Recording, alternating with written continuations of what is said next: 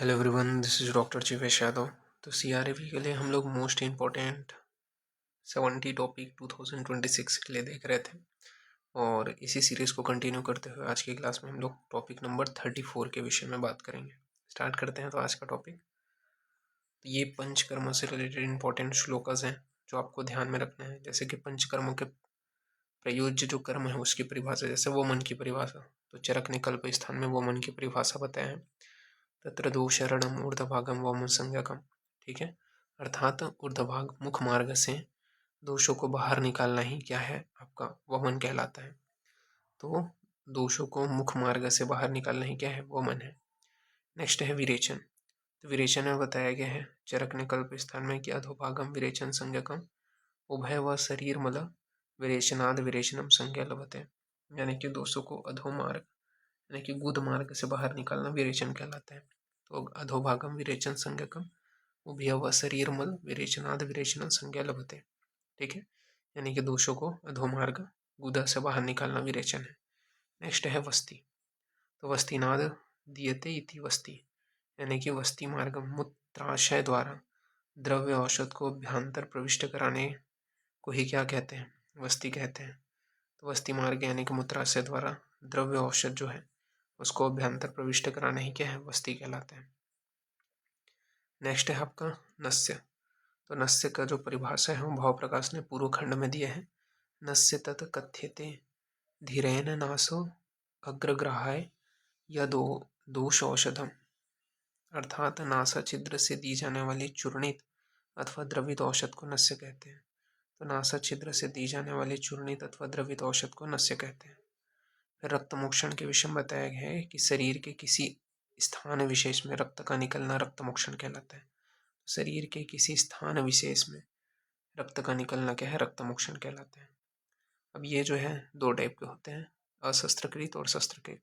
अशस्त्रकृत के 3 प्रकार हैं, श्रृंग, जलौका, अलाबु। श्रृंग जो होता है उसमें वात की दृष्टि होती है, जलौका में पित्त की दृष्टि और कफ में जो है, अलाबु में कफ की दृष्टि में अपन प्रयोग करते हैं। तो श्रृंग का प्रयोग वात दृष्टि रक्त में जब होता है तब प्रयोग करते हैं, जलौका का प्रयोग पित्त दृष्टि रक्त है तब करते हैं, और कफ दृष्टि है तो अलाबु का प्रयोग करते हैं। शस्त्रकृत के 2 प्रकार हैं, शिरावेधन और प्रच्छान। तो शिरावेधन जो है वो सर्व शरीरगत दोषों के लिए शिरावेधन करते हैं। प्रच्छान जो है वो रक्त के पिंडीभूत होने पर प्रच्छान किया जाता है, तो रक्त के पिंडीभूत होने पर प्रच्छान करते हैं। फिर पंचकर्म चिकित्सा के सिद्धांत यहाँ पे बताया गया है। तो सुश्रुत ने चिकित्सा स्थान में बताया है, दोषाण क्षीण क्षीण बृहत्यत्व्या कुपिता प्रशम्यतव्या वृद्ध्या निहतव्या समापरिपाल्य इति सिद्धांतः। ठीक है, तो ये पंचकर्म का सिद्धांत है कि दोष क्षीण, दोषों का क्षीण होने पर तथा विहित जो दोष है उसको कुपित करके उसका प्रशमन करना या उसको शरीर से बाहर निकालना। ठीक है, यही क्या है, पंचकर्म का सिद्धांत है। मेन चीज इसका प्रयोजन पूछा जाता है। ठीक है, ये इंपॉर्टेंट है। चरक का जो सूत्र स्थान का प्रयोजन है पंचकर्म का, दोषा कदाचित कुप्यन्ति जित्वा लंघन पाचने जित्वा संशोधना नूत संशोधने तो न तेषा पुनरुद्भव। यानी कि समन चिकित्सा के प्रयोग से रोग एक बार ठीक हो जाता है किंतु उनके पुनः उत्पन्न होने की संभावना रहती है। लेकिन पंचकर्म चिकित्सा के पश्चात रोग के कारण का सर्वथा उन्मूलन हो जाता है एवं रोग की पुनरुत्पत्ति नहीं होती। दोषा कदाचित कुप्यन्ति जित्वा लंघन पाचने जित्वा संशोधनाय तो न तेषा पुनरुद्भव। यानी कि समन चिकित्सा के प्रयोग से रोगों का एक बार ठीक हो जाते हैं किंतु उनके पुनः उत्पन्न होने की संभावना रहती है। लेकिन पंचकर्म की चिकित्सा के पश्चात रोग के ठीक रोगों का जो कारण है वो सर्वथा उसका उन्मूलन हो जाता है, तो रोग की पुनरुत्पत्ति नहीं होती। तो ये इंपॉर्टेंट है। फिर पंचकर्मा का परिहार काल बताया है, तो चरक ने द्विगुण काल बताया है। तो पंचकर्म का परिहार काल चरक ने द्विगुण काल बताया है, सुश्रुत ने 1 माह या पुनः बलवान होने तक बताया है। फिर स्नेह के विषय में बात कर लेते हैं। तो स्नेह की 2 योनियां हैं, स्थावर और जांगम। स्थावर के अंतर्गत जो तिल आदि है वो आ जाता है और जांगम के अंतर्गत घृत, वसा और मज्जा आता है। तो स्नेह की 2 योनियां हैं, स्थावर और जांगम। स्थावर के अंतर्गत तिल आदि आता है और जांगम में घृत, वसा, मज्जा आता है। फिर तिल तेल के विषय में बताया है कि शरीर के बलार्थ हेतु स्नेहार्थ हेतु इसका प्रयोग करते हैं। तो तिल तेल का प्रयोग शरीर के बलार्थ हेतु व स्नेहार्थ हेतु प्रयोग किया जाता है। एरंड तेल का प्रयोग शरीर के विरेचन के लिए सर्वश्रेष्ठ द्रव्य है। एरंड तेल जो है शरीर के विरेचन के लिए सर्वश्रेष्ठ द्रव्य है। स्नेह के भेद 4 बताए गए हैं, घृत तेल व समज्जा। तो स्नेह के कितने भेद हैं? 4 है, घृत तेल व समज्जा। घृत जो है उत्तम बताया है, तो संस्कारों से दूसरों के गुणों का अनुवर्तन करने के कारण घृत जो है वो उत्तम है। 2 मिलाए गए स्नेह का नाम क्या कहलाता है? यमक कहलाता है। तो 2 मिलाए गए स्नेह को क्या कहते हैं? यमक कहते हैं। 3 स्नेहों का नाम जो है वो क्या है? त्रिविध कहलाता है। तो 3 स्नेह को त्रिविध कहते हैं। 4 स्नेह को महान बोला जाता है। तो 4 स्नेह को महान कहते हैं। तो यमक किसको बोलते हैं? त्रिविध किसको बोलते हैं? महान किसको बोलते हैं? ये आपको याद रखना है। अब इम्पोर्टेंट जो है वो आपके जो चतुर्विध स्नेह है, घृत तेल व समज्जा, इनके गुणों से क्वेश्चन आता है। तो घृत तेल व समज्जा, इनके गुण आपको ध्यान में रखना है। जैसे कि घृत का गुण क्या है? तो घृतम पित्तम अनिलहरम रस शुक्र ओजस्वहितम निर्वापणम मृदुकरम स्वरवर्ण प्रसादनम। तो घृत का काम क्या है? तो घृत पित्त नीलहर होता है, रस शुक्र ओज को बढ़ाने वाला होता है, निर्वापण मृदुकर स्वर वर्ण का प्रसादन करने वाला होता है। तो ये घृत का जो है गुण है। प्रयोज्य ऋतु कौन सा है? तो शरद ऋतु में इसका प्रयोग करते हैं। नेक्स्ट है तेल। तो तेल का गुण क्या है? तुम्हारा तग्नाचा श्लेष्म वर्धनम बलवर्धनम तच्चुष्ण स्थिरकरम तैल योनि विशोधनम। तो मारुतग्न नाचा श्लेष्म वर्धनम बलवर्धनम, ठीक है। तो तेल का गुण क्या है? तो मारुतग्न को नाचा श्लेष्म वर्धनम बलवर्धनम, त्वचा में उष्णता लाना, स्थिरता लाना, योनि विशोधक, ये सभी क्या है आपका तेल की प्रॉपर्टी है जो चरक ने बताया है। इसका प्रयोग कब करते हैं? तो प्राइवेट में इसका प्रयोग किया जाता है। नेक्स्ट है आपका वसा। तो वसा का श्लोक है वृद्ध भग्न आहत भ्रष्ट योनि कर्ण शिरोरुजा परुष्योपचायते स्नेह व्याम चेष्यते वसा। यानी कि वसा का प्रयोग वृद्ध हो गया, भग्न हो गया, भ्रष्ट योनि हो गया, कर्ण शूल हो गया, सिरा शूल हो गया, पौरुषोपचय हेतु तथा स्नेहार्थ व व्याम सेवी में वसा का प्रयोग किया जाता है। प्रयोज्य ऋतु क्या है? तो माधव, यानी कि वैशाख का हमें इसका प्रयोग करते हैं। फिर नेक्स्ट है मज्जा। तो मज्जा का श्लोक है बल शुक्र रस श्लेष्म मेधु मज्जा विवर्धनम मज्जा विशेष तो स्थानाम च बल कृति स्नेहमितम। तो बल शुक्र रस से रस कफ मेध मज्जा विवर्धनम, मज्जा का विशेष स्थान क्या है? अस्थियां बताया गया है। बलकृत स्नेहहितम, ये सभी क्या है? मज्जा के गुण हैं, यानी कि बल शुक्र रस कफ मेध इनको बढ़ाने वाला होता है मज्जा जो है वो, तथा विशेष स्थान अस्थियां बताए गए। इसका प्रयोग माधव यानी कि वसंत में करते हैं। फिर स्नेह प्रयोग काल के विषय में बात कर लेते हैं। तो स्नेह का प्रयोग काल बताया गया है कि अत्यंत शीत और अत्यंत उष्ण काल में स्नेह का सेवन नहीं करें। तो अत्यंत शीत और अत्यंत उष्ण काल में स्नेह का सेवन नहीं करें। वात पित्त की अधिकता में उष्ण काल में रात्रि में स्नेहपान, कफ की अधिकता में शीत काल में दिन में स्नेहपान कराना है। तो वात पित्त की अधिकता में उष्ण काल में रात्रि में स्नेहपान, कफ की अधिकता में शीत काल में दिन में स्नेहपान कराना है। फिर स्नेह पान का अनुपान बताया गया है। तो स्नेह पान का अनुपान क्या है? चरक ने सूत्र स्थान बताया है जलम उष्णम घृतम पेय यूसस्तैलस अनुसस्वत वसामज्जस्तु मंडा शात शातस्वे शुष्ण अम्बुआ। यानी कि जो घृत है, घृत जो है उस उष्ण जल का प्रयोग करते हैं, ठीक है। घृत में सॉरी घृत का अनुपान क्या है? उष्ण जल। तो घृत का अनुपान उष्ण जल है। तैल का अनुपान यूष है। वसा और मज्जा का अनुपान मंड है, ठीक है। उसके बाद जो है आपको उष्ण जल का प्रयोग करते हैं सभी में, ठीक है। तो ये चीज़ याद रखना है, यानी कि सभी स्नेह के पान के बाद में उष्ण जल पीना चाहिए। इससे स्नेह जो है सम्यक जीर्ण एवं स्नेह लिप्त मुख का शोधन हो जाता है। तो घृत का अनुपान उष्ण जल, तैल का यूष व समज्जा का अनुपान मंड व सभी प्रकार के स्नेह का अनुपान उष्ण जल है, ठीक है। स्नेह इसके अलावा बताया है कि तूव्रक तेल और भल्लातक तेल को शीतल जल में ही पीना चाहिए। तो तूव्रक तेल और भल्लातक तेल को क्या है? शीतल जल में ही पीना चाहिए। तो ये चीज़ ध्यान में रखना।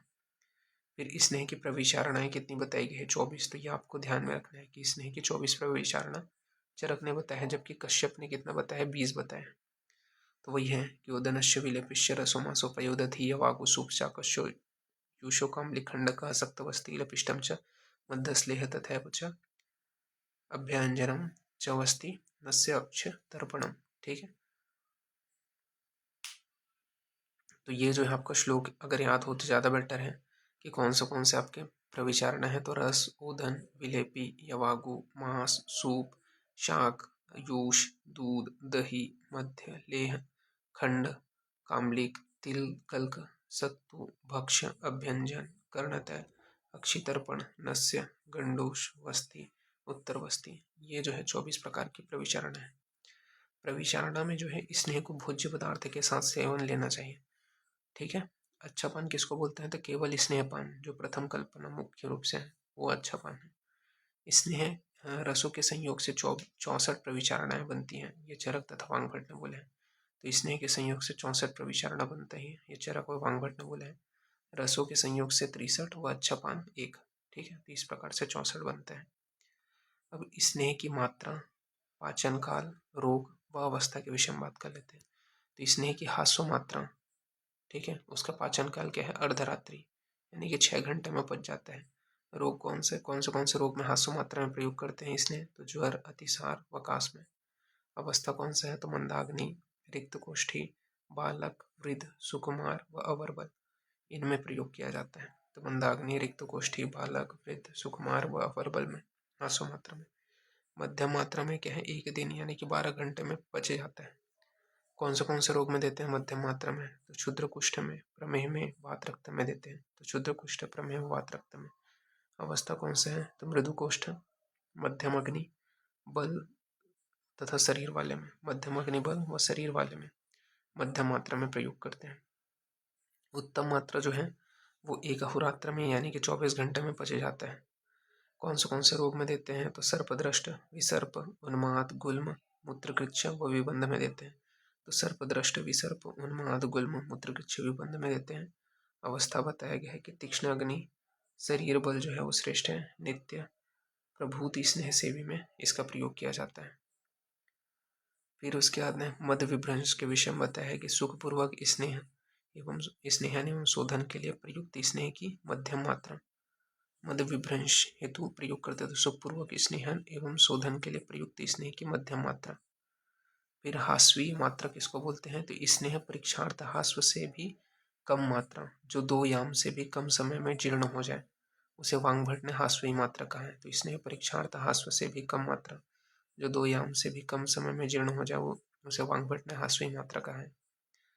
फिर इसके बाद में स्नेह के जो गुण हैं, गुण कर्म है, वो बताए हैं। जैसे घृत को किस में देते हैं? तो वात पित्त प्रकृति में, वात पित्तज रोग में, क्षतशीर्ण में, दह में, शस्त्र विष अग्नि हत रोगियों में, सौकुमार्य बलवर्ण स्वर्ण प्रसादन में, चक्षु कामता में, आयु प्रकर्ष कामता, पुष्टि कामता, प्रजा काम, दीप्ति, ओज, स्मृति, मेधा, अग्नि, बुद्धि, इंद्रिय बल हेतु जो है घृत का प्रयोग करते हैं।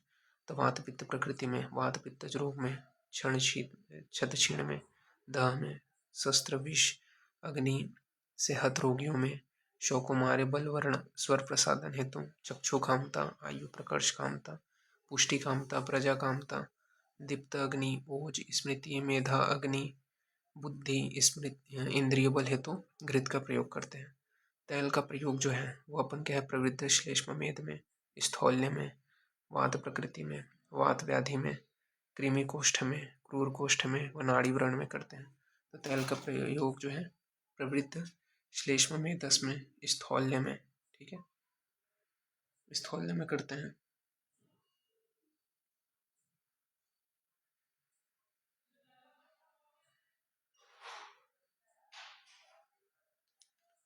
इसके अलावा नाड़ी व्रण में करते हैं। इसके अलावा शरीर में बल तनुत्व, लघुता व दृढ़ता हेतु इसका प्रयोग किया जाता है। ठीक है। नेक्स्ट है वसा। तो वसा का जो प्रयोग है वो वात असहत में, रुक्ष में, भारध्वस कर्षित में, सशुष्क रेतो रुधिर में, कफ मेद क्षय में, क्षीण अग्नि में, अस्थि संधि शिरा स्नायु, मर्मकोष्ठ महारुजा में, श्रोतावृत बलवान वायु प्रकोप में वसा का प्रयोग करते हैं। तो वसा का प्रयोग वात शहद, रुक्ष, भारध्वर, ध्वजकर्षित, इसके अलावा सशुष्क रेतो रुधिर, कफ मेद क्षय, क्षीण अग्नि, अस्थि संधि शिरा स्नायु, मर्मकोष्ठ महारुजा में, श्रोतवृत बलवान वायु प्रकोप में वसा का प्रयोग करते हैं। मज्जा का जो प्रयोग है वो दीप्ताग्नि में, क्लेशा में, घसमार में, इसके अलावा सदा स्नेह सेवनी, वातार्थ, क्रूर कोष्ठ में करते हैं। तो मज्जा का प्रयोग दीप्ताग्नि, क्लेशा, घसमार, सदा स्नेह सेवनी, वातार्थ व क्रूर कोष्ठ में करते हैं। स्नेह प्रकर्ष का जो काल है वो मृदु कोष्ठी में 3 दिन तक व क्रूर कोष्ठी में 7 दिन तक बताया गया है। तो स्नेह प्रकर्ष काल मृदु कोष्ठी में 3 दिन तक और क्रूर कोष्ठी में 7 दिन तक बताया गया है। चरक अनुसार स्नेह की योग्य कौन कौन है, तो ये चीज़ ध्यान में रखना कि स्वेद्धा शोधिताव्यस्य रुक्षावात विकारण व्याम मध्या स्त्री नित्या स्नेह से शार्यूच चिंतका, यानी कि जिनका स्वेदन व शोधन कराना हो, रुक्ष हो, व्याध व्याधि से पीड़ित रोगी, नित्य व्याम मध्य स्त्री प्रसंग का सेवी एवं चिंताशील व्यक्तियों में स्नेहन कराते हैं। तो जिनको स्वेदन शोधन कराना हो, रुक्ष वात व्याधि से पीड़ित रोगी, नित्य व्याम मध्य स्त्री प्रसंग का सेवी, चिंताशील व्यक्तियों में स्नेहन कराते हैं।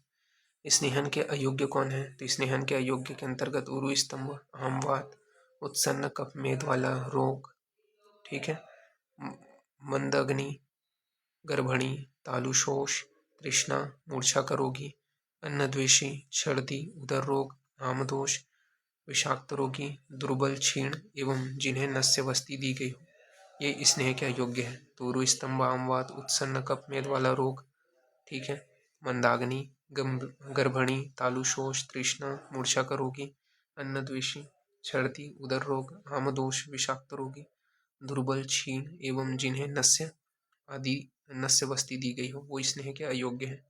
अति स्निग्ध का यहाँ पे लक्षण बताया है कि पांडुता, गौरव, अति स्निग्ध, तो यहाँ पे अति स्निग्ध का लक्षण है पांडुता, गौरवम, जाड्यक, पुरुषस्य विपक्वता, तंद्रा, रुचित क्लेशस्य अति स्निग्ध लक्षणम। तो अति स्निग्ध का क्या लक्षण है कि पौंडुता, गौरवता की उत्पत्ति होना, कफ, जाड्यता, पुरुष विपक्वता, तंद्रा, रुचि, उत्क्लेश, ये जो है अति स्निग्ध का लक्षण है। अष्टांग हृदय ने बोले हैं अति स्निग्ध हेतु पांडुत्वम, घ्राण, वक्त्र, गुदस्त्रवा, ठीक है, तो ये जो है बताया गया है। नेक्स्ट है स्नेहपान के पूर्व भोजन के विषय में। स्नेहपान से एक दिन पूर्व द्रव्य उष्ण अभिसंधि नीति स्निग्ध ऐसा भोजन करें। तो स्नेहपान से एक दिन पूर्व द्रव्य उष्ण अभिसंधि नीति स्निग्ध ऐसा भोजन करें।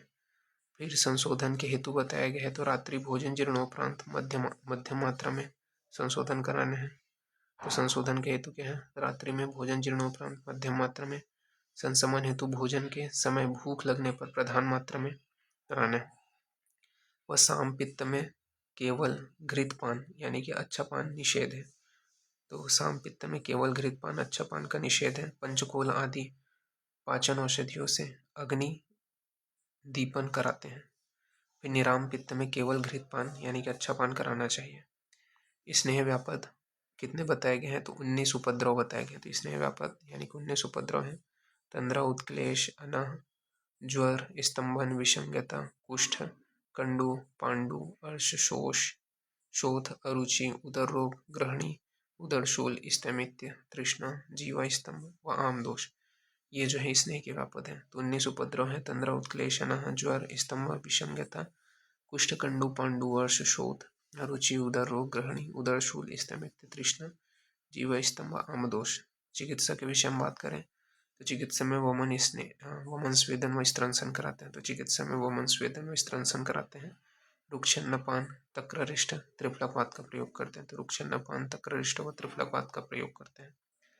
इसके अलावा वमनार्थ स्नेह के विषय में बताया गया है कि स्नेहपान के एक दिन बाद द्रव्य उष्ण, मांस, रस और भात खिलाकर वमन कराना चाहिए। तो वमनार्थ स्नेह बताया है कि स्नेहपान के एक दिन बाद द्रव्य उष्ण, मांस, रस और भात खिलाकर वमन कराना चाहिए। विरेचनार्थ स्नेह में बताया है कि स्नेहपान के 3 दिन बाद विरेचन कराएं।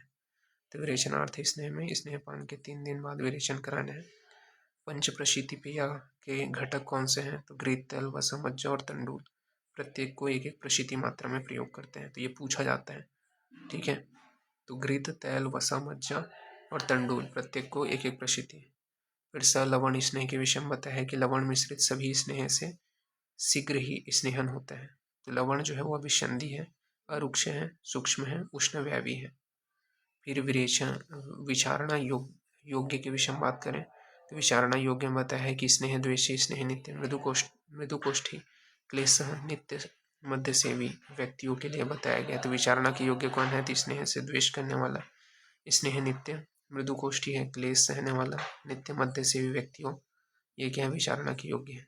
भोजन के पूर्व पिया स्नेह शरीर के अधोभाग के रोगों को, भोजन के मध्य भाग में पिया स्नेह शरीर के मध्य भाग के रोगों को, और भोजन के उपरांत पिया स्नेह शरीर के ऊर्ध्व भाग के रोगों को नष्ट करता है। यह अष्टांग हृदय ने बोले कि भोजन के पूर्व पिया स्नेह शरीर के अधोभाग के रोगों को, भोजन के मध्य पिया स्नेह शरीर के मध्य भाग के रोगों को, और भोजन के उपरांतर पिया हुआ स्नेह ऊर्ध्व भाग के रोगों को नष्ट करता है। वांगभट ने स्नेह अनुद्वेग कर 7 सध्या स्नेह योग बताए हैं। तो वांगभट ने स्नेह अनुद्वेग कर 7 सध्या स्नेह योग बताए हैं। तो इस प्रकार से ये जो टॉपिक है वो यहाँ पे फिनिश होता है। नेक्स्ट क्लास में इसके आगे कंटिन्यूशन करेंगे। तो अभी के लिए इतना ही। Thank you.